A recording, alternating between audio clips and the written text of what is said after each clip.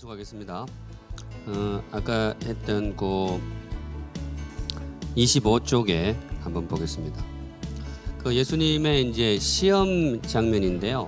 뭐 여러분들 뭐 잘 아시겠지만은 이게 이제 제가 이제 사실은 쉬운 설교라는 책에 썼고 원래는 목회와 신학 연재를 했던 거예요. 연재를 했었는데 여기 나와 있던 설교는 뭐 거의 대부분은 뭐 이동원 목사님, 이찬순 목사님 몇 분 그 외부에 그 들어온 거 있는데 대부분 제가 했던 거예요. 근데 여기 넣을 때는 자기가 잘한 걸 하겠어요, 못했던 걸 하겠어요. 제일 잘했던 걸 하는 거죠. 제일 잘했던 걸. 그러니까 단시간 내에 이제 고민의 시간이 들어가야 되기 때문에 늘 이렇게 이제 나오지는 않는데 그래도 이런 길도 있다라는 것을 보고 해주시면 좋겠습니다. 누가복음 4장에 보시면 네 보셨으니까 예수님의 시험입니다. 날 것으로 아무 사전 정보가 없다고 생각했을 때 여러분들 이 시험 여기서 메시지 핵심은 뭘로 잡아야 될까요? 떠오르는 대로 시험이 사실 제일 먼저 떠올라요, 그죠? 근데 시험을 해본다는 건 여러분들 설교가 간다는 거는 이 구조가 의미가 있는 게 뭔가 하면요. 이게 꼭 대지이든 아니면 내러티브 설교의 무브먼트 마디든 적어도 좀 구획이 이 정도는 나와야 메시지가 가능해요. 근데 시험 한 단어를 딱 떠올렸을 때 뒤에 흘러갈 그림이 안 보이면 접는 게 좋습니다. 해봐야 안 나오는 경우가 있어요. 근데 조금 더 고민을 하셔야 되는데, 자, 뭐를 던지면 좋을까요? 하여튼 여러 관련이 있습니다. 여기서 예를 들어 기본적으로 우리 예수님은 어떤 분인가 가능할까요? 네, 가능합니다. 네, 충분히 가능할 수 있습니다. 예수님이 어떤 분인가 그걸 우리 성도들이 아는 것도 좋습니다. 하나님은 어떤 분인가 가능할까요? 가능합니다. 사탄은 어떤 분일까 가능할까요? 사탄은 어떤 놈일까 가능할까요? 그것도 가능할 수 있어요. 그것도 우리가 C.S. 루이스가 했던 유명한 말 있잖아요. 사탄의 가장 중요한 전략이 뭐라고요? 자기를 은폐하는 것이다. 분명히 존재함에도 불구하고 자기를 은폐하는 것이다. 그래 되는데, 근데 제가 보기에는 조금 그런 게 뭔가 하면 성경이 특별하게 이 존재에 대해서 양질의 정보를 제공하지 않습니다. 그러면 우리 성도들에게 거기에 대해서 너무 과도한 관심을 모으는 것은 성경에 대한 신실함이 아니다. 저는 그렇게 판단합니다. 보세요. 제가 고신 목사 맞잖아요. 저도 정말 비블리컬한 성경을 설교를 하고 싶어요. 그렇게 하는데 근데 묵상을 해보는데 제가 고민 끝에 나온 여기 핵심어를 뭘로 잡았죠? 세 사람입니다. 이거 동의가 되세요 혹시? 어떤 면에서 이게 가능할까요?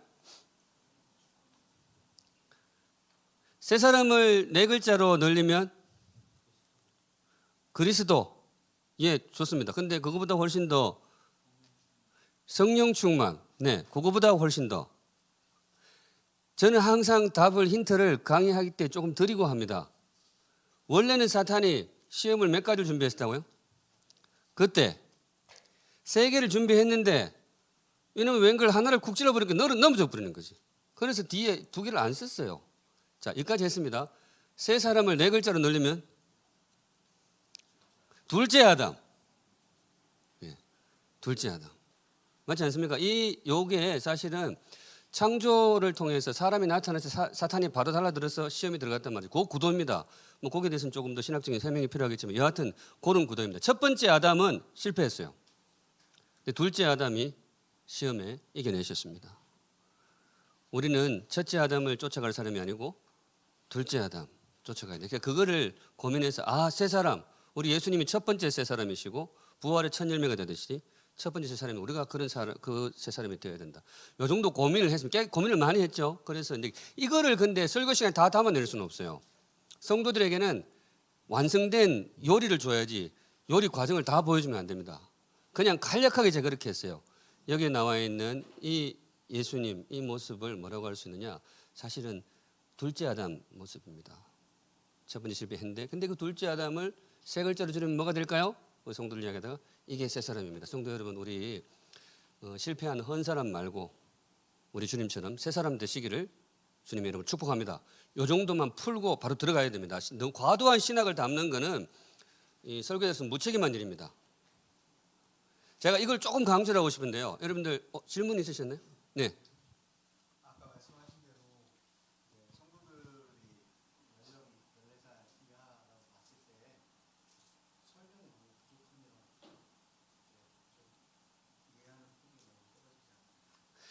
그거는 이제 목사님이 경험해 보시면서 조절을 하셔야 되는, 전도사님 조절하셔야 되는데 제 경험에는 설명이 조밀한 것보다 어느 정도 점핑을 하면서 탁탁 나가면 스피치에서는 훨씬 더 잘 이해가 됩니다. 그건 경험해 보셔야 합니다. 각자의 판단에 맡기겠습니다. 근데 그거는 분명합니다. 14살짜리입니다. 14살짜리 상대를 하실 때 너무 촘촘하게 설명을 하면 좀 안 됩니다. 그냥 어떤 때는 그래요. 14살짜리 뒤통수 확 치고 가. 그러면 가는 경우가 있어요. 사실 청소년 설교자는 그런 걸 되게 잘하는 것 같아요. 판단이 여러분께 맡깁니다. 자, 그렇게 했을 때 됐다라고 좀 함 전도사님도 저한테 동의가 됐다고 생각하고 연습해 보겠습니다. 세 사람은 어떤 사람인가? 세 번의 시험을 통해서 주님이 보여주신 세 사람의 모습 찾아내면 되는 겁니다. 자, 요건 시간을 좀 충분히 드릴게요. 3분 한번 만들어 보시면 좋겠습니다.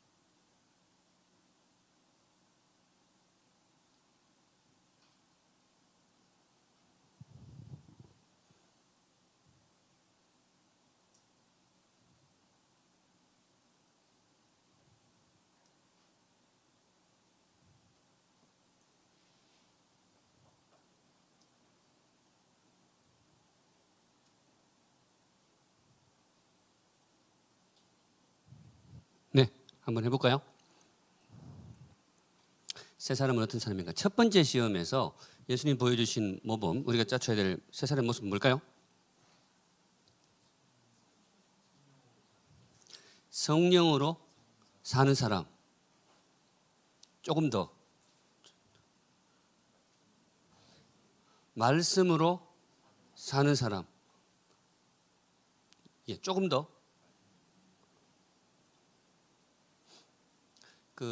본문에 나오는 강도를 지금 그들도 괜찮습니다. 그런데 강도를 좀 실체로 담아내는 것이 소위 비블리컬한 설교라고 생각해요. 여러분 지금 예수님 상태가 어떤 상태이죠? 여러분과 같은 상태가 아닙니다. 여러분들 보고 만일에 이 돌을 변하여 떡덩이가 되게 하라, 밥 지어 먹으라 그러면 뭐 배부른데 뭐 그것까지 먹어요, 이럴 수 있어요. 그런데 우리 예수님 그런 상태가 아닙니다. 지금 예수님 얼마나 굶으셨어요? 40일을 굶었습니다. 그 상황 속에서 사탄이 이야기를 했어요. 네가 만일에 하나님의 아들이거든 저 돌이 변하여 밥이 되게 해서 먹어라. 떡이 밥이잖아요, 그죠? 그 사람들은 피자 도우 같은 걸 먹었으니까 그렇게 됐습니다. 이걸 담아내줘야 됩니다. 네, 떡으로만 살지 않는 사람. 그러면 피자도 먹는 사람? 네, 현실적으로 탁 줘야 됩니다. 더 하게.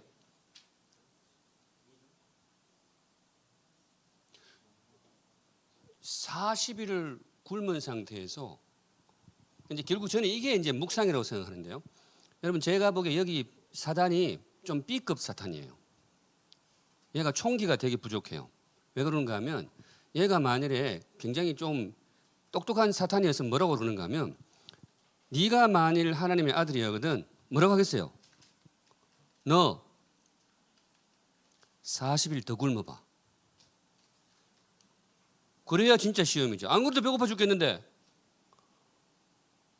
저 돌로 밥 지어 먹어라. 이 배고파 죽겠는데 이게 B급인 거예요.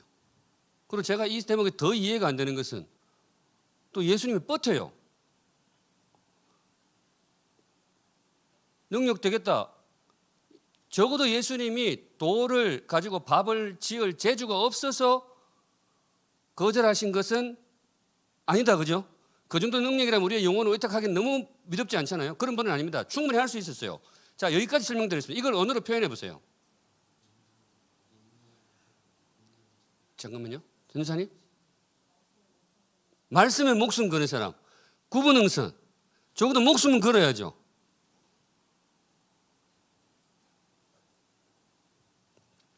제가 담아내고 싶었던 것은 이 언어입니다.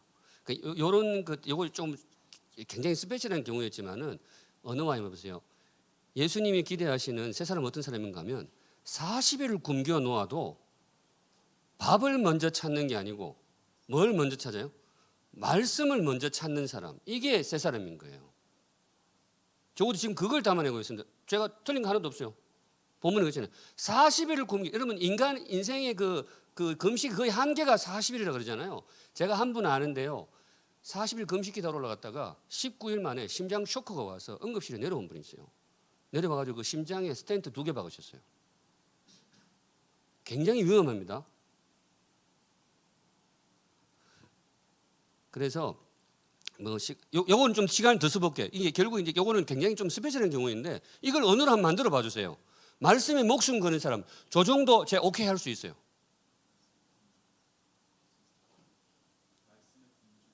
말씀에 굶주릴 사람, 오케이, 그거 괜찮아요.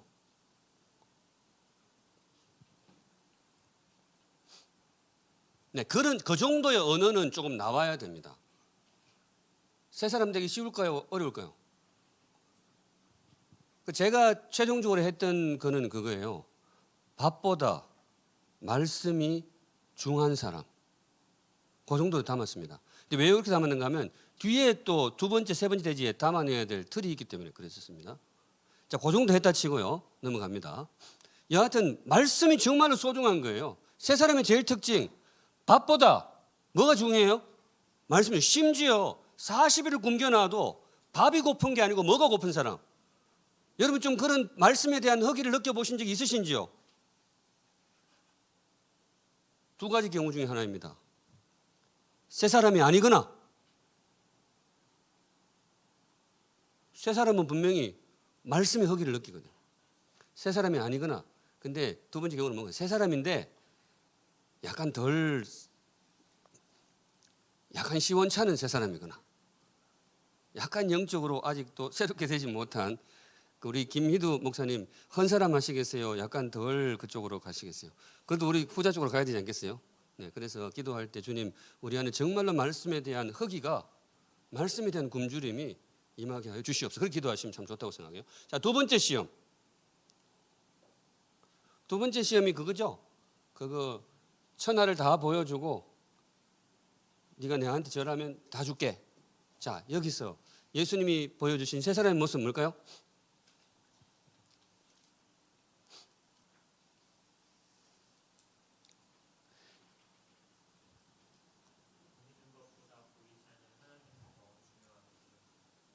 섭섭합니다.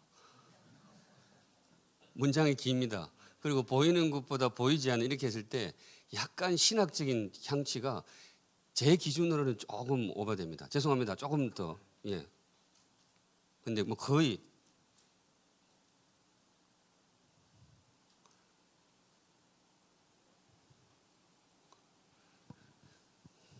사탄이 했던 말은 실제일까요? 자기가 절하면 이 세상 영광을 너에게 주겠다. 가능할까요? 분위기상 보면 성경이 어느 정도 인정하는 분위기입니다. 적어도 이 세상에서는 그럴 수 있다는 거죠. 사실 그런 일도 많이 벌어지잖아요.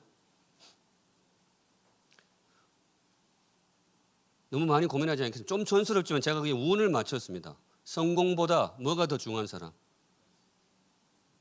말씀서 신앙 뭐 그렇게 했어요. 섬김 뭐 성공보다 뭐 신앙이 더 중요한 사람 제가 그렇게 했었습니다. 물론 아까 보이지 않는 보이카리 좋지만은 성도들한테 던지기에는 조금 무겁다 그런 생각을 했었어요. 우리 성도들 예수님만 쓰는 시험이 아니거든요. 성도들 다 이 시험 앞에 섭니다. 자, 마지막 세 번째. 이게 좀 특이한데요. 성전 꼭대기에 가서 뛰내리라. 그러면 말씀이 있지 않냐? 사탄도 말씀 연구를 굉장히 많이 해요. 이 구절 암송 못하는 분들이 대부분의 한국 목사님들인데 사탄은 암송을 하고 있었어요. 이 시편 구석에 있는 이거. 자, 마지막 세 번째에서 주님께서 보여주신 세 사람의 모습.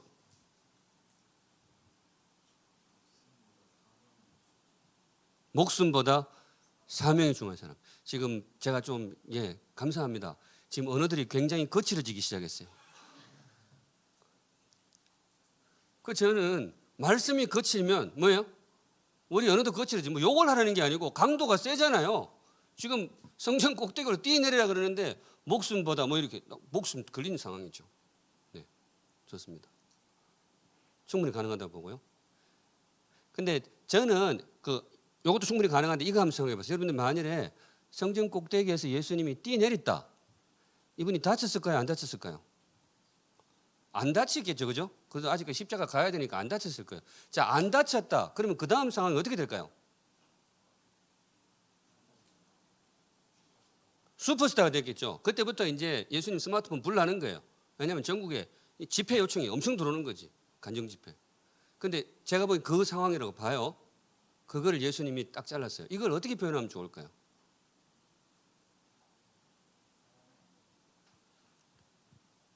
저는 그런 거였습니다. 제가 그냥 하도 고민하다가 이 말이 잘 안 나와서 그냥 명성이나 인기보다 하나님 앞에 신실함이 그저 소중한 사람 이렇게 잡았었습니다.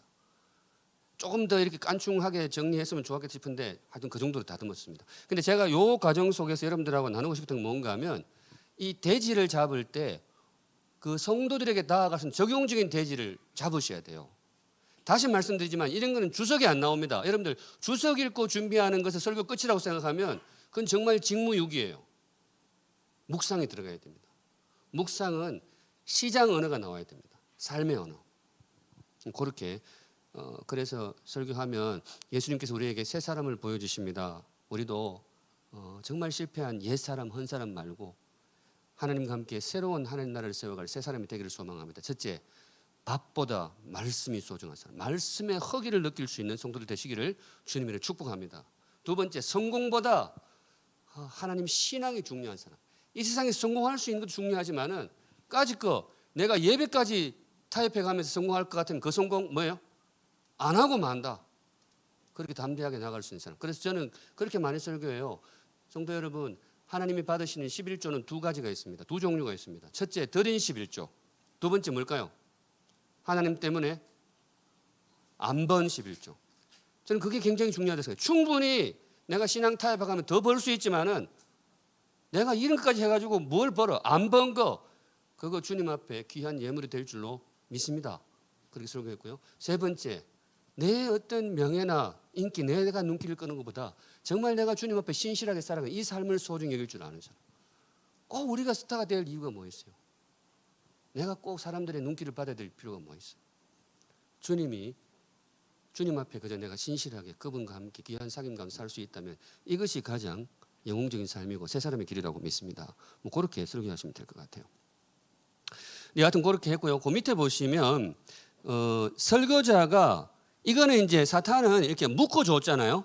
얘가 참 친절해요. 어떤 면에서는 굉장히 친절해요. 그런데 안 묶어줬는데 우리가 묶어야 될 경우도 있습니다. 조금 특이한 경우이지만 그 밑에 디모데전서 3장 1절에 13절 뭔가 하면 임직식 할 때 아주 많이 사용하는 본문입니다. 집사에 뭐 어떻게 이렇게 주게 있잖아요. 근데 이걸 요건들이 쭉 나와 있는데 하나씩 다 하다 보면 임직식 안 끝납니다. 그럴 수는 없어요. 그래서 이건 기술적으로 묶어줘야 됩니다. 묶을 때 중요한 것이 제일 아래쪽에 보시면 이름 붙이기, 네이밍 작업이 굉장히 중요한데요. 여기서 소위 묵상이 들어가야 됩니다. 그래서 제가 정리해 본 것은 좋은 직분자는 어떤 사람인가? 첫째, 제가 했던 건 삶이 건강한 사람 이렇게 했습니다. 뭐 여러 가지 나와 있어요.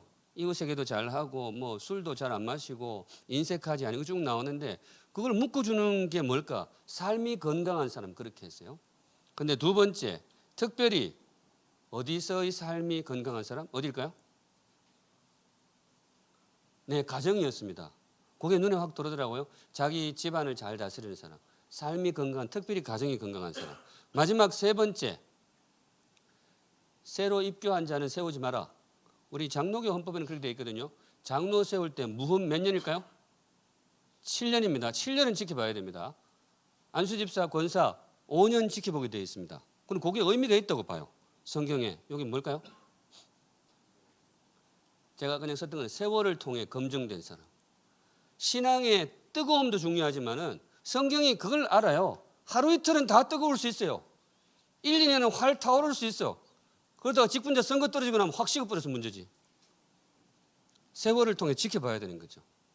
그래 여러분들 지금 우리 분당 다함교회 이런 이야기는 하면 안 되겠죠. 근데 뭐 할 때 처음에 시작할 때 성도들이 이렇게 새롭게 막 하는 게 있거든요. 근데 저는 생각하기에 직분자 세우는 거, 서두는 거는 지혜롭지 않죠. 그분들에게도 저도 많이 봤거든요. 설명하는 목표하면서 저도 진짜 쓰라린 경험, 산전 수전까지는 아니지만은 해봤어요. 그걸 좀 기다려. 성경이 그런 원리가 있더라고. 자 여기까지 했습니다. 손동작 한번 하겠습니다. 손동작 이렇게 했을 때 이거 뭐였죠? 문해요. 그다음에 요거 주출령. 그다음에 요거 묶음령입니다. 그다음 네 번째 이거 추출령. 추출령은 그냥 꾹 짠다고 이렇게 했는데 요즘은 커피 추출이 하도 많이 나와가지고 그러는데 뭐 예를 들어 이런 겁니다. 오전에 했던 거 마가복음 4장 35절 41절 예수님 주무실 때 깨우던 거 그거는 딱히 이 부분에서 따왔다라고 찍기는 좀 그래요. 물론 엄밀하게 뭐 굳이 찍자면 찍을 수는 있는데 딱 볼 때 그냥 본문을 이렇게 숲을 딱 본다 생각하시면 돼요. 숲을 딱 본다. 그렇구나. 성도에게도 고난이 있네. 탁 쓰고. 그렇지만 또 고난 중에도 뭐예요? 우리 주님이 함께 하시네. 그 메시지 하고 싶은 거. 기도로 주님을 깨워라. 근데 여담입니다만은 우리 실제 이 본문에서 우리 주님이 제자들이 막 그렇게 와서 할 때 좀 화를 내셨잖아요. 역정을 내셨는데 그럼 주님이 정말 원하신 건 뭐였을까요? 제가 정말로 비블리컬 텍스트에 맞게 텍스추얼 프리칭을 했다면 제가 뭐라고 해야 주님이 원하신 건 뭐였을까요?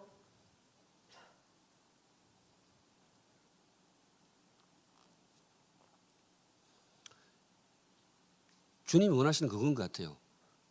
니도 내 옆에서 뭐예요? 같이 자라. 그게 아마 제일 본문의 직접적인 메시지 같아요. 근데 그것도 사실 맞는 것 같아요. 너무 그래. 그런 믿음 좋으면 그러면 있잖아요. 막 내가 보기엔 저 사람 저 정도 되면 진짜 널브러져야 되는데 평안해요. 아유, 주님께 맡겼어요. 근데 그냥 하는 말로 하는 분도 있지만 진심으로 그렇게 사시는 분도 있거든요. 그런 의미에서 뭐 그렇게 감동 주시면 하시죠. 성도 여러분 너무 걱정되시죠? 내일부터 새벽기도 나오지 말고 그냥 주무세요. 그게 믿음입니다. 그러니까 다들 그건 안 되는 거예요. 표정도 보니까 그렇게 설교를 할 수는 없는 거지. 그러면 다 꾸중 한 번씩 듣고 그러는 거죠. 주님한테. 자, 달란트 비유 보겠습니다. 여러분 그 비유 설교할 때 추출령이 괜찮습니다. 비유는 기본적으로 뭔가 하면 비유는 스토리로 확대된 명제 이런 명제가 있습니다. 한 번 더 비유는 뭔가 하면 이야기로 확대된 명제 그 비유에는 한 가지 명제가 있거든요. 전하고 싶었던 명제가 있는데 그거를 이야기 스토리로 확대됐다. 근데 알레고리 설교가 잘못된 게 뭔가 하면 하나의 명제에서 확대된 건데 각 요소에다가 의미를 부여하는 것은 사실 비유에 대한 규칙 위반이에요. 이제 그거는 알레고리로 우리가 부정하고 있죠. 그래서 비유를 할 때는 항목별로 이렇게 하는 알레고리가 아니고 숲을 보면서 이야기 흐름을 보면서 꾹 짜야 돼요. 어느 지점 알갱이를 찾는 것이 아니고 꾹 짜서 이런 메시지구나. 그래서 그 안에서 원래 비유를 생산했던 분이 의도했던 그 명제를 추적해 가는 것이 비유 설교의 원안으로 보시면 됩니다. 자, 달란트 비유 펼치실 분은 펼치시고요. 마태복음 25장 14절에서 30절.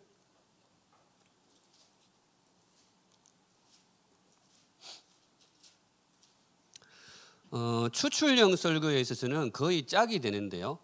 돼지 발굴이 추출형이다. 그러면 우산 질문은 뭐가 되는가 하면 탐색형 질문이 됩니다. 오늘 본문을 통해 주시는 메시지가 뭐냐? 달란트 무슨 비유다. 그러면 비유를 간략하게 소개해 주고 성도 여러분 오늘 이 비유를 통해서 주님이 주시는 메시지는 무엇일까요? 첫째, 둘째, 셋째 이렇게 수정해 나가면 됩니다. 달란트 비유. 일단 저를 한번 따라오신다는 의미에서 달란트. 자, 한번 제가 한번 물어볼게요. 여러분 사전 정보가 없다. 그러면 달란트 비유의 그 원 명제는 뭐였을까요? 무슨 메시지를 전하고 싶어서 주님이 그 비유를 소개했을까요?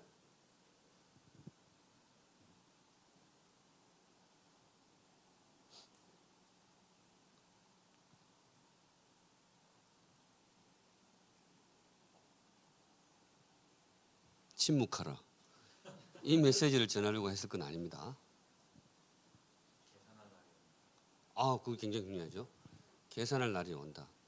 섭섭합니다. 그게 왜냐하면 이제 버릇처럼 하셔야 돼요. 계산할 날이 온다. 발음이 좀 어렵잖아요. 그럼 성도들에게 던질 때 조금 더 부드럽게 이게 왜냐하면 여러분들 결국 한 문장이 남아요. 광고하는 사람들이 카피 문장에 just do it 굉장히 신경을 쓰잖아요. 그래서 결산의 날이 온다. 그 정도만 좋잖아요. 네. 심판의 날이 온다 이러면 좀 무섭고 계산할 날이 온다 그러면 리을자가 반복이 돼. 이게 굉장히 지엽적인 것 같지만은 이게 성패를 가를 수도 있습니다. 그 대표 문장은 정말 다듬어야 됩니다. 누구라더라? 그 소설을 쓰는데 박제가 되어버린 그 천재를 아는 그 이상의 뭐 날개라는 소설 있죠. 그분이었나 제가 그 인문학을 하나님께 유명한 책이 있잖아요. 그 시리즈 나오면 그분의 글에서 봤는데 그 소설가가 그 첫 문장을 200번을 고쳤답니다. 200번을 고쳤다. 저는 그 심정이 이해해요. 왜냐? 한 문장으로 끝내게 되거든요. 지금 잘못 나왔는데 자, 달란트 비유의 메시지가 뭘까요? 우리 한번 모아보겠습니다. 만일에 예수님이 달란트 비유 이야기를 안 들려주고 한 문장 메시지만 탁 던지고 내려왔다. 그러면 뭐를 했을까요? 얘들아, 결산의 날이 다가온다. 괜찮을까요? 네, 충분히 의미가 있다고 봅니다. 또 다른 건 뭘까요?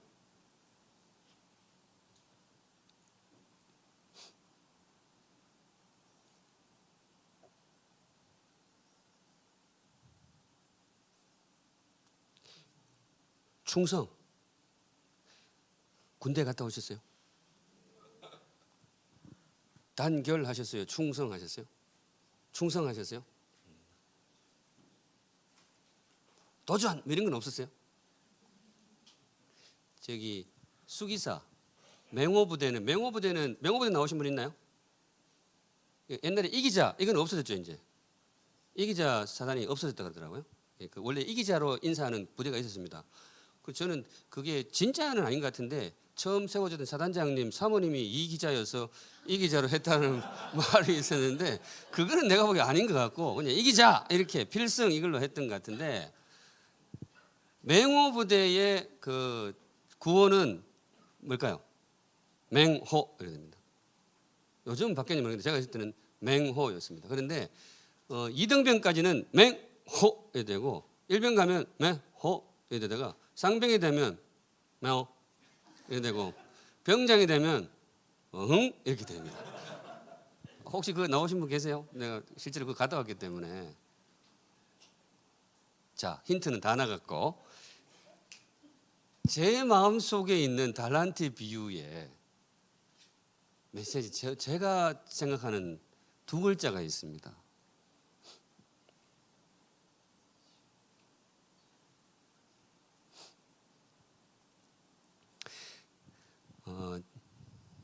자, 여기까지 했습니다. 여기까지 했고 지금부터 조금 환기시키는 의미에서 좀 격까지를 갔다고요.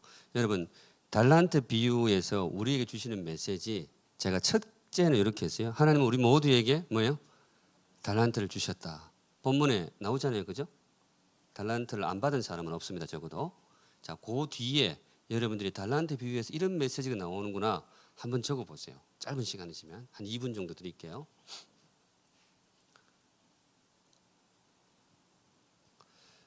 모든 본문이 묵상이 필요하지만 비유는 정말로 묵상이 많이 필요합니다.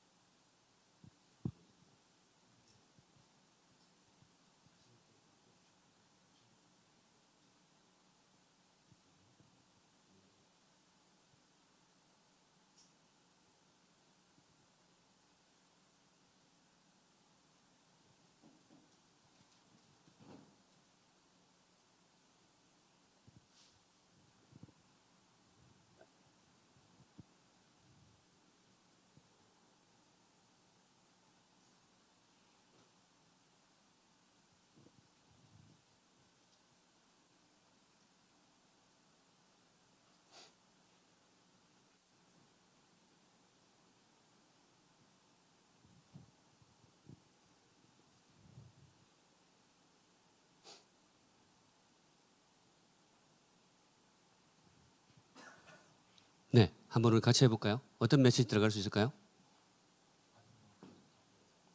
받은 만큼 남겨야 된다. 예, 좋습니다. 받은 만큼 남겨야 된다. 또 좋습니다. 달란트는 쓸 때 남는다.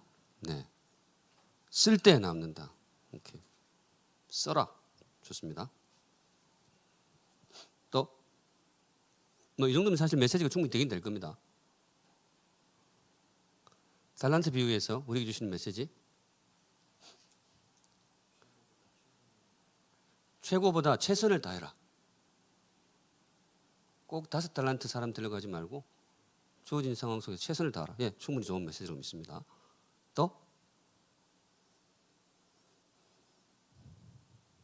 그 얘 이름 뭐죠? 얘 한 달란트. 얘가 좀 메시지 등장해야 될 것 같지 않으세요? 얘의 도대체 문제는 뭐예요?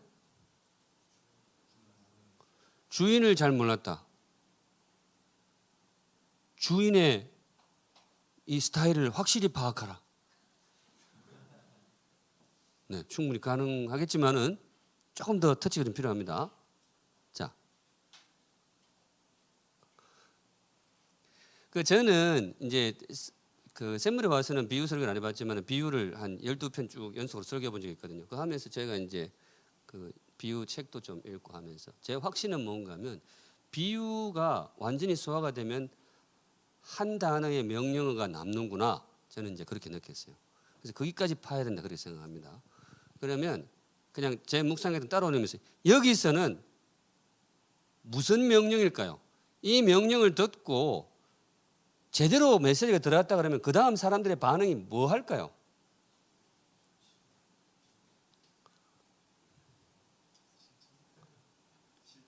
실천, 네네.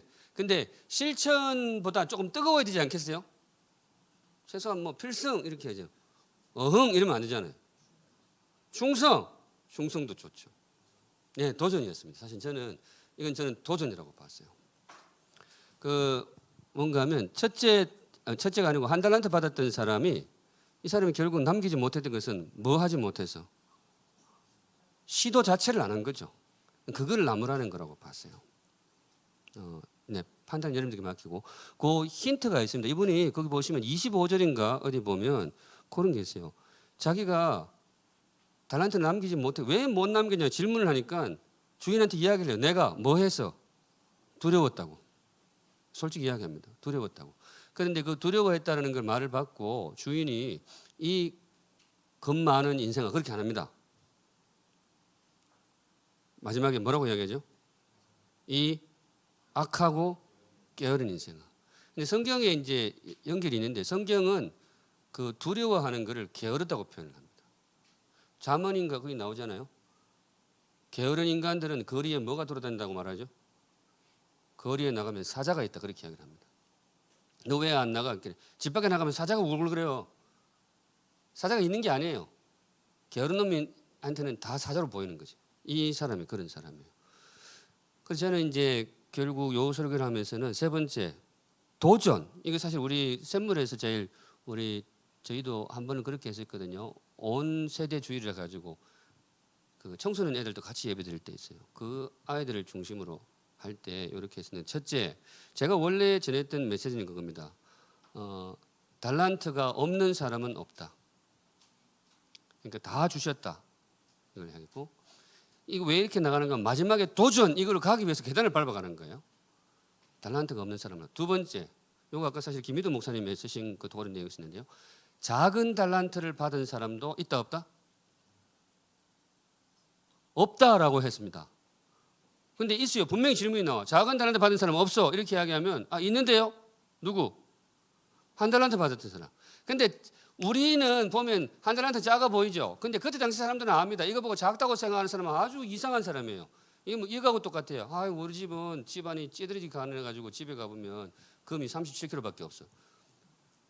한 달란트 금 37kg거든. 그러니까 물론 5달란트에 비해서 작긴 작아요. 그러나 한 달란트도 어마어마합니다.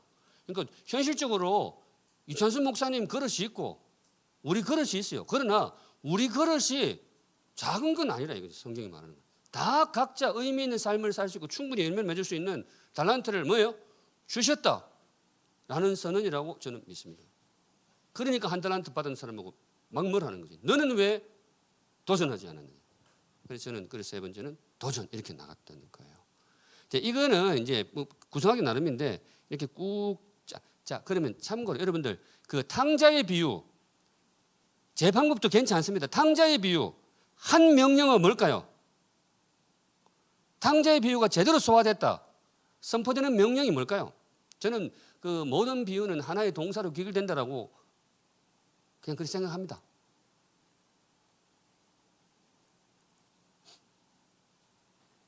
뭐 그렇게 어려울 건 아니죠. 여러분들 뭐 탕자의 비유에서는 저는 달란트 비유는 도전 이거라고 생각해요. 도전하라. 탕자 비유는 뭐 돌아오라 이 정도면 좋아요. 돌아오라 그 정도가 되겠습니다.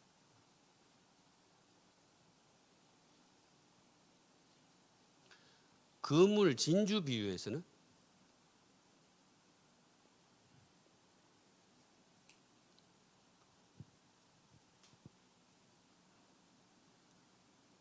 이제 그거 설교할 때는 하나님 나라를 설교하면서 하나님 나라가 어떤 나라냐 알아보는 사람의 나라다 이거 했는데 제대로 봐라. 교회가 얼마나 영광스러운지를 제대로 봐라. 성경이 얼마나 보석 같은 책인지를 제대로 봐라. 우리가 하고 있는 사역이 얼마나 영원하고 아름다운지를 제대로 봐라. 그거 보면 거기다가 헷갈려 할 수 있는 거죠. 뭐 그런 식으로 뭐 제가 그냥 경험한 거니까 참고하시면 좋겠습니다. 자 여기까지 했는데요. 자 손동작 한 번 더 하고 갑니다. 그거 뭐죠? 본네요. 그다음에 수지평, 그다음에 묶음형, 그다음에 수출형 여기까지 했습니다. 근데 제일 기본은 뭐라고요? 수지평이 되겠습니다. 질문 자체는 설명형 질문. 하나님을 묻든지 사람을 묻든지 다른 것들 그걸 던지고 수지평을 하는 게 제일 기본이 되겠습니다. 마지막 다섯 번째는 묵상형인데 묵상형은 보시면 본문에 대한 깊은 묵상 혹은 본문을 매개로 한 다음 페이지입니다. 창조적인 묵상을 통해 대지를 생산하고 확보하는 방식이다. 약간 창조적인 점핑이 들어갑니다. 기본적으로 저도 강의 설교를 합니다. 본문에 나와 있는 메시지만 전합니다. 그런데 설교 좀 해보니까 꼭 이 본문에 안 나와도 다른 데 거를 좀 끌어와야 되는 경우가 있더라고요. 그럴 때는 오늘 이 본문 읽었지만 다른 데 메시지도 끌어올까요? 안 끌어올까요? 끌어옵니다. 근데 놀라운 거는 제가 지금까지 그렇게 많이 했는데 우리 샘물 성도들 중에 단 한 사람도 컴플레인을 제기하는 사람이 없어요. 목사님 왜 오늘 본문 읽었는데 여기 없는 메시지를 가져옵니까? 라고 문제를 제기하는 성도들은 아무도 없죠. 사실은 이게 어디서 나왔는지는 모르고 그냥 목사 하는 말은 다 믿어요. 그냥. 근데 우리는 그래도 성경의 메시지를 충성을 해야 되니까 창조적인 메시지도 나올 수 있다는 걸 제가 그냥 샘플 하나 보여드리고 싶습니다. 이사야 45장 14절에서 17절 한번 보세요. 이건 조금 과하게 나간 설교라고 할 수는 있는데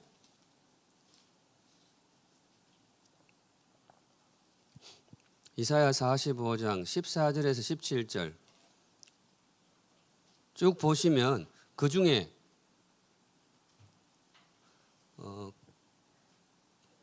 읽다가 보면 15절에 굉장히 독특한 문구가 하나 나옵니다. 15절 찾으셨으면 같이 한번 읽을게요. 시작.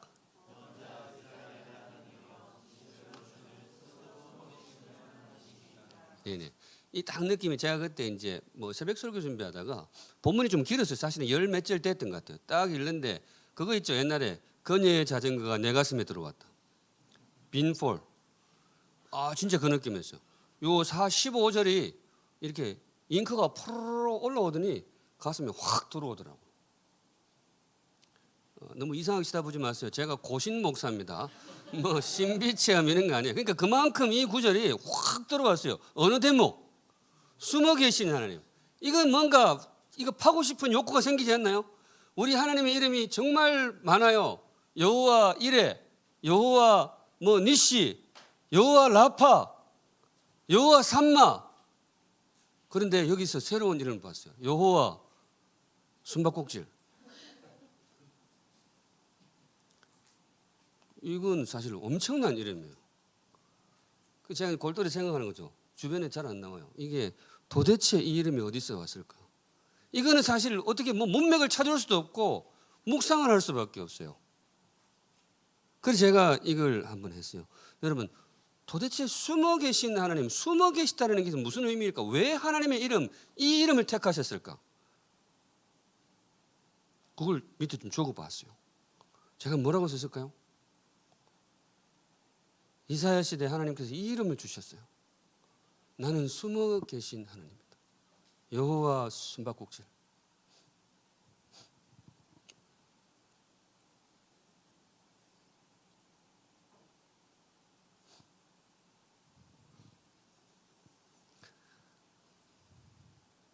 숨바꼭질 해보셨어요? 김희두 목사님?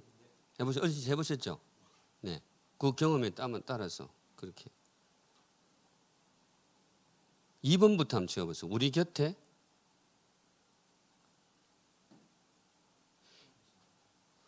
숨어 계신 하면 안 되죠. 그렇게 숨바꼭질 할 때 불문율이 있습니다. 제 친구 중에 굉장히 이걸 어긴 친구가 있었는데 근데 이 친구가 숨바꼭질을 하면서 다른 동네로 놀러 가 버렸어요. 이러면 됩니까 안 됩니까? 이거는 룰 위반이에요. 숨바꼭질은 그렇게 하면 안 됩니다. 숨바꼭질은 어디에 숨어야 돼요? 그거 제가 뭐 썼을까요? 두 번째 되지. 우리 곁에 가까이 계신 하나님. 저는 제가 나중에 이사야한테 하나님께 확인해 보고 싶은데 제 추측이 맞을 거예요. 왜 숨바꼭질 하나님 이야기를 하셨느냐? 이사야 시대에 하나님이 잘 안 보였거든요. 뭐 모든 시대가 그렇지만 굉장히 그때도 힘든 경우가 많았죠. 그때 하나님이 나는 숨어 있는 하나님이다. 뭔가 하면 너희들 가까이에 있다. 자, 1번은 뭐였을까? 1번보다 더 근본적인 겁니다. 숨바꼭질 하려면 기본적인 전제가 있습니다. 예, 안 보이는 하나님인데 근데 안 보이는 이유가 있는데 이건 제가 더 이상 설명드릴 수 없고 안 보이는 것은 아닙니다. 안 보이니까 숨바꼭질인데 안 보이려면 전제가 있어요. 안 보이려면 어떻게 해야 돼요? 먼저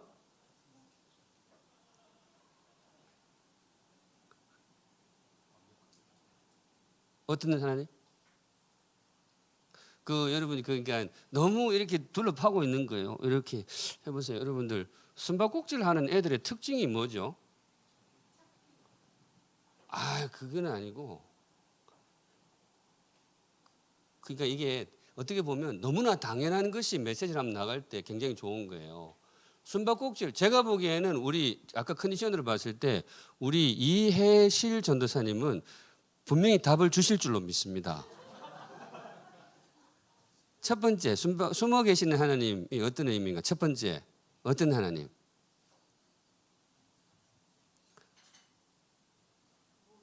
섭섭합니다. 살아계신 하나님이었습니다. 살아계신 하나님. 눈에 보이지 않기 때문에 하나님에 대한 의구심이 굉장히 팽배했었죠. 근데 그때 이름을 던지는 것이 나는 숨어 있는 하나님이다. 살아있다. 소화가 되면 좋겠습니다. 저로서는 굉장히 은혜가 되었습니다. 설교했을 때 성도들의 반응도 꽤 괜찮았어요. 그렇구나. 왜 숨바꼭질이냐? 여러분, 숨바꼭질은 죽어내야하고는 못합니다. 살아있어야 됩니다. 그리고 살아있는데도 멀리 간 하나님하고는 못해요. 가까이 계신 하나님, 숨어 계신 하나님. 이게 이제 주석적으로 근거가 있느냐? 몰라요. 목사. 근데 목사가 어떨 때는 그렇게 책임지고 나가야 될 때가 있는 거예요. 영혼을 책임지는 사람이 그 정도 담력이 없으면 안 되죠. 해야죠. 마지막 세 번째, 장차 위험 중에 나타나실 하나님. 숨바꼭질은 반드시 뭐가 있다? 마지막 끝이 있는 거죠. 반드시. 왜 숨느냐? 왜 숨겠어요? 함전도사님. 그렇지. 찾으라고. 또 나오니까 나올 것이다. 이렇게. 나름 괜찮았던 것 같습니다. 여기까지 쭉 했는데요. 사실은 이제 우리가 남은 과정이 뭔가 하면 이 하나의 대지를 이제 10분짜리로 어떻게 펼쳐갈 것이냐 그 고민을 이제 계속해야 되는데 마지막으로 훈련 한번 하고 10분짜리 펼쳐보겠습니다. 요거는 시간을 굉장히 많이 드립니다. 5분을 드립니다. 밑에 27쪽에 누가복음 11장 1절부터 13절까지 본문을 1절부터 13절까지 다 써도 좋고 일부를 잘라도 좋고 한 줄만 해도 좋고, 최대한 이 5줄을 외워보시면 좋겠습니다. 시간 정확하게 지키겠습니다. 15시 10분까지 시간 드리겠습니다.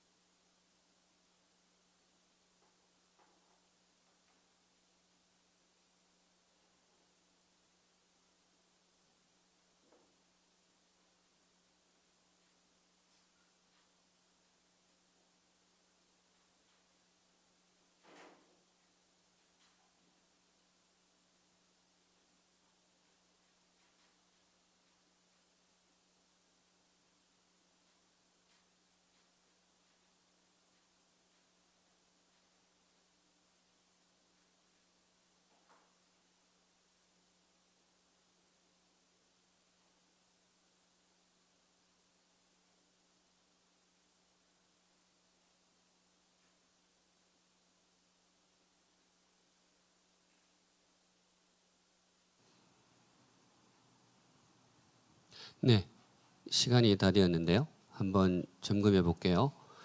기도 말고 다른 걸로 혹시 잡으신 분 계세요? 다들 뭐 이 정도 하면 대부분 기도로 하긴 합니다. 질문 뭘로 던지면 될까요? 기도란 무엇인가? 가능할까요? 네, 가능합니다. 아니면 거기다가 뭐 이렇게 해도 좋죠. 좋은 기도란 어떤 기도인가? 결국 이제 이게 이 앞에 수식어나 이런 걸 통해서 설교가 굉장히 다양해지는 거죠. 아니면 이렇게 하는 거 좋죠. 하나님께 상달되는 기도는 어떤 기도일까? 좀 연세 드신 어른들일 경우에는 이렇게 하면 좋은 기도보다 훨씬 더 좀 올 것이고요. 또 아주 젊은 분들은 이런 것도 좋아요. 다운 기도는 어떤 기도일까? 이 다운이라는 말, 기도답다. 목사가 목사답고 이제 그런 말도 좋고 이제 이런 언어들은 각자에게 잘 어울리는 그런 단어들을 조금 섭렵해 가시는 굉장히 좋습니다. 이제 꼭 우리가 무슨 기술자 이런 향수도 있지만 설교라는 것이 결국 언어를 던지는 것이기 때문에 각자의 언어들을 확보하시는 것은 굉장히 의미가 있다고 봅니다. 결국 이제 좋은 기도, 기도다운 기도가 어떤 기도이냐 인데 자 한번 저한테 주시면 뭐라도 한두 개씩 하나라도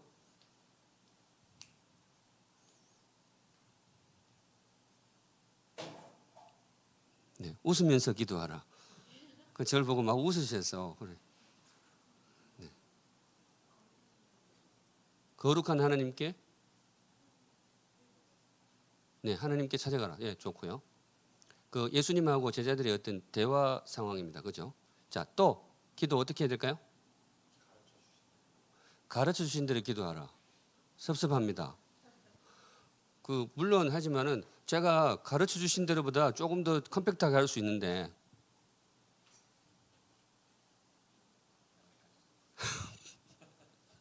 사랑합니다. 가르쳐 주신 대로를 세 글자로 줄이면 아니면 네 글자로. 아 이건 뭐그 결국 제 스타일인데 제가 좀 거기에 대한 집착이 있어요. 왜냐하면 하다 보니까 결국 한 단어가 남는 거예요. 그래서 제가 원래 품었던 거는 배워서 기도하라, 혹은 배운 대로 기도하라 이렇게 한다든지. 물론 가르쳐 주신 대로 한 이유는 압니다. 주님께서 가르쳐 주신 대로 하는데 그것도 한번 참고해 보시면 좋겠습니다. 또 다른 분 어떻게 기도해야 될까요?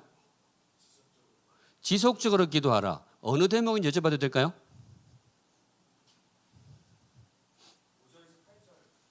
예. 그 밤에 문 두드리는 거죠. 지속적으로 기도하라. 근데 지속적으로 기도하라 보다도 조금 다른 단어도 가능할까요? 간절하게 기도하라. 또 끊임없이 기도하라. 예, 이거는 사실 각자의 언어의 영역입니다.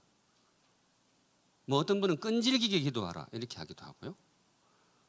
또 어떤 분은 당당하게 기도하라 그렇게 하기도 합니다. 밤에 남의 문 두드리는 거 이거 대단히 신뢰거든요. 여러분 그렇잖아요. 우리 하나님한테 새벽 2시에 기도하고 이런 건 좀 신뢰 아닙니까? 그분도 주무셔야 되지 않겠어요?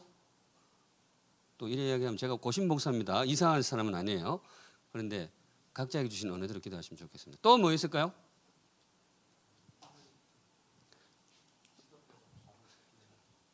아버지께 기도하라. 시도 때도 없이 기도하라. 섭섭합니다. 아까 그 간절하게 그렇게 하셨죠. 그것도 좋고요. 시도 때도 없이 좀 가벼운 것 같지 않으세요? 네, 그냥 친근감이 있어서. 방금 아버지께 기도하라고 하셨어요. 제가 아침에 그런 이야기 들었습니다.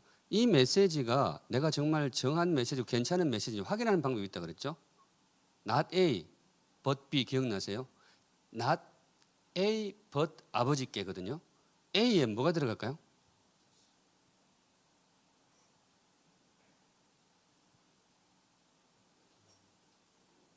이거 정답이 있는 게 아닙니다. 근데 제가 이거 왜 물어보냐면 김희등 목사님이 아버지께 기도하라고 할 때 그 아버지가 무슨 의미인지를 알려면 앞에 상대 비교 대상으로 두었던 것을 던져주면 훨씬 더 선명하게 성도들이 들어갑니다. 예를 들어 어머니가 아니라 아버지께 기도하라 이러면 저 안상홍으로 가야 돼요. 그건 그거는 안 되는 거야. 그거는 우리는 아니거든. 아저씨가 아니고 아버지께 기도하라. 예, 어느 정도 들어왔습니다. 그렇죠? 근데 심지어 뭐가 되는가 하면 이게 찰싹 달라붙어 있으면 좋겠는데요. 하나님이 아니라 아버지께 기도하라. 이게 무슨 뜻일까요? 네, 표정 보니까 들어갔습니다. 이제 그런 언어가 물론 경계선이 있어요. 잘못하면 이거 선을 넘는 수가 있어요. 그런데 지금 예수님이 교정해 주시는 것은 그것인 것이 틀림이 없습니다. 네, 그렇습니다. 또 말씀하실 분 있을까요? 근데 지금까지 쭉 했는데 여러분 분해형, 수집형, 묶음형, 추출형, 묵상형 중에 여러분들이 지금 시도하고 계신 방법이 뭘까요? 예, 대체로 묶음형입니다. 1절에서 4절까지 아버지께만 뽑으셨어요. 근데 아까 그 박사물 전도사님은 가르치신 대로 배워서 기도하라 이렇게 했습니다. 그죠? 그 부분에서 그걸 뽑았습니다. 그리고 두 번째 묶음에서 지속적으로 기도하라, 끈질기게 기도하라, 간절하게 기도하라, 뭐 당당하게 기도하라. 그게 쭉 나왔었어요. 그러면 여러분 9절부터 13절까지가 좀 섭섭해하지 않겠어요? 나도 성경인데 믿음으로 기도하라. 어떤 믿음일까요? 주실 것을 뭘 주실까요? 네, 좋은 것을 주실 것입니다. 여기에서 성령님이 들어오면 좋을까요? 안 좋을까요? 제가 이 말씀 드렸던 게 여기서 성령님이 들어오면 조금 다운됩니다. 왜냐하면 기본적으로 그 정도 믿음에서 거쳐야지 정말 우리 하나님 우리에게 성령님을 주시고 싶어 하십니다라는 것은 설교가 또 다른 결로 가게 되거든요. 그건 다음 주일 설교 때 하시면 되겠죠. 자, 그러면 여기까지 했고 지금 요거 가지고 요 정도면 이제 훈련할 수 있는 내용은 딱 정해졌습니다. 기도, 좋은 기도. 제가 그냥 아버지께 보다도 훈련을 위해서 제가 요게 편해서 배워서 기도하라 그렇게 하도록 하겠습니다. 뭐 아버지께 해도 사실 상관없는데 간절하게 기도하라, 믿음으로 기도하라 이렇게 되겠습니다. 이렇게 세 개 적어도 세 문장이 여러분 기도할 때는 배워서 해야 됩니다. 그리고 간절하게 기도해야 됩니다. 그리고 믿음으로 기도해야 됩니다. 그렇게 가르치면 꽤 의미 있는 설교가 될 것입니다. 그런데 문제는 이거를 10분짜리로 확대하는 것입니다. 그래도 설교를 할 때는 어느 정도 시간이 돼야 되잖아요. 그러니까 상징적인 숫자로 10분으로 확대하는데 그 다음 페이지 보시면 이제 돼지 채우기의 전략이 되겠습니다. 돼지 채우기의 전략인데요. 조금 진행하고 잠시 쉬고 마지막 강의하도록 하겠습니다.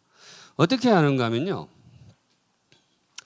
10분 동안 이거를 적어도 요 세 문장 들어가면 오늘 메시지 다 들어간 걸로 봐도 되겠습니까? 네, 본문 메시지 잘 들어간 거예요. 그래서 이걸 10분 동안 하는 것은 제일 첫 번째 방법 어떻게 하는가 하면 이렇게 합니다.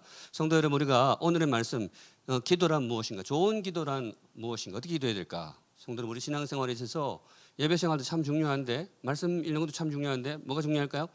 기도 생활이 제일 상당히 중요합니다. 기도 우리 신앙생활의 중심에 기도가 있다고 해도 과언이 아닙니다. 기도는 성도의 호흡이라고 할 만큼 우리 신앙의 어떤 바로미터로 드러낼 수 있는 그런 좋은 중요한 항목이 되겠습니다. 그런 의미에서 우리 성도 여러분 정말 신실한 기도자가 되시기를 주님의 이름으로 축복합니다. 그런데 우리가 기도할 때 어떻게 기도해야 될까요? 자, 첫째, 자 이거 가지고 10분을 해야 되는 거예요. 이렇게 할 수 있습니다. 첫째, 배워서 기도하라. 성도는 어떻게 기도하라고요? 배워서 기도하라. 기도를 어떻게 하라고요? 네, 배워서 기도해야 됩니다. 그 뒤에 저기 김 장로님 기도를 어떻게 하라고요? 배워서 기도해야 됩니다. 그 목사님 기도를 어떻게 해야 된다고요? 배워서 기도한다. 이거를 10분 동안 하면 됩니다. 그러면 이 성도들은 배워서 기도하라는 말을 잊어먹을까요? 안 잊어먹을까요? 잊어먹을 수가 없어요. 10분 동안 하면 됩니다. 아주 좋은 방법이라고 생각합니다. 근데 왜 웃어요? 얼마나 좋은 방법인데. 여호와께 감사하라. 그는 선하시며 그 인자하시며 영원하미로다. 쫙 반복하잖아요. 여러분 설교에 있어서 반복은 굉장히 중요합니다. 그런데 웃으시는 의미는 그러면 안 되잖아요. 그죠? 자, 그러면 반복하지 않고 그 조금 더 시간을 끌 수 있는 새로운 방법이 있는데 거기 보시면 자 밑에 보겠습니다. 헤던 로빈슨 거기 보이세요? 학자들의 제언 헤던 로빈슨 돼지 채우기에 활용할 수 있는 항목들을 소개한다. 보이시죠? 반복 같은 내용을 같은 문구로 되풀이하는 것. 근데 좀 다른 내용이 있습니다. 재진술 같은 내용을 다른 문구로 되풀이하는 것. 여기 반복도 좀 몇 번 할 수 있어요. 한 두세 번 할 수 있는데 재진술을 하면 훨씬 더 효과적으로 메시지를 확대해 갈 수 있습니다. 근데 두 개의 차이를 조금 아셔야 돼요. 영어로 반복은 repetition이라고 부르고요. 재진술은 restatement라고 부릅니다. 근데 기술적으로 어떻게 되는가 하면 반복은 이거예요. 반복은 같은 내용을 같은 말로 되풀이하는 겁니다. 반복이 뭔가 하면 같은 내용을 같은 말로 뭐예요? 되풀이하는 거예요. 이게 반복입니다. 근데 재진술은 달라요.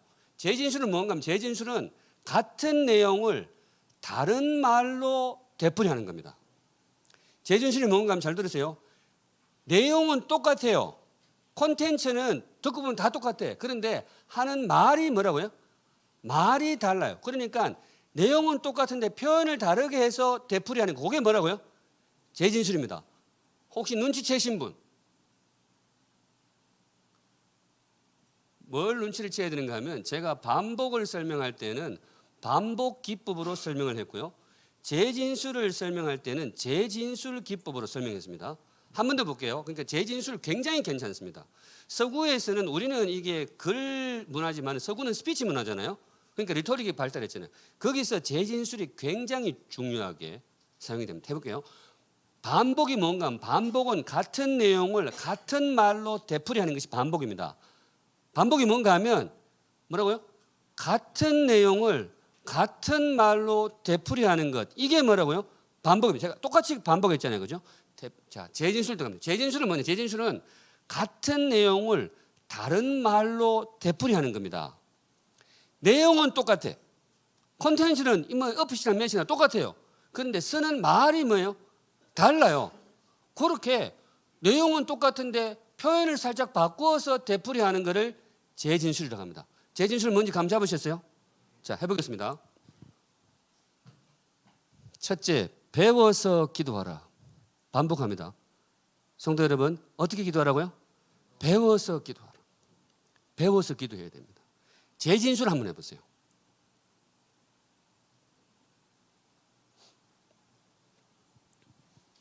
이제 막상 이제 강론에 들어오면 막막한데 이거를 훈련을 하시면 꽤 설교가 요것만 해도 굉장히 선명해집니다.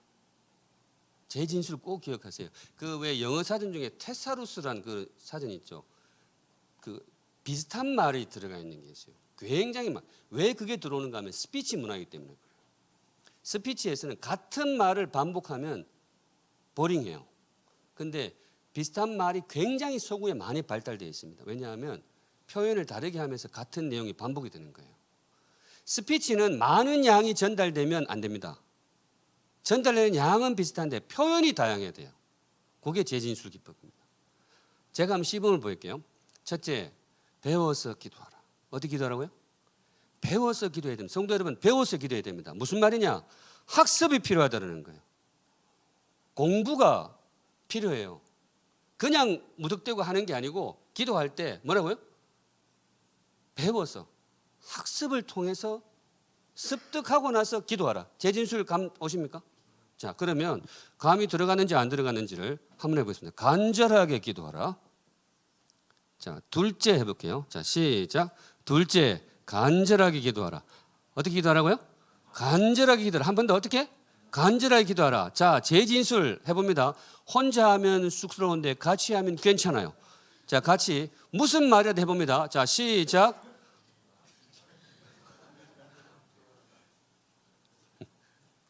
해병대 가면 뭐라고 부를까요? 기도할 때는 어떻게 해? 악으로 깡으로. 그 신앙생활은 전도사님, 노 전도사님, 신앙생활은 인디안처럼 해야 돼요.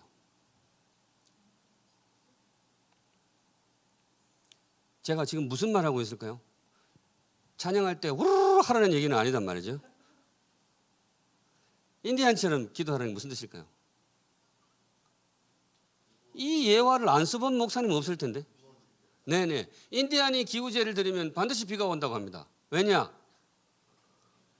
그분들은 뭐예요? 비 올 때까지 기도한다더라고. 그 유명한 예화지 않습니까? 아주 괜찮은 예화라고 생각해요. 근데 오늘 사실 예수님이 전하고 있는 그 메시지가 좀 그런 뉘앙스가 있습니까? 분명히 있어요. 밤에 그냥 막 두드리는 거죠. 그건 사실 예화 사항에 들어가고요. 재진술입니다. 자, 피곤하시죠? 10분간 휴식.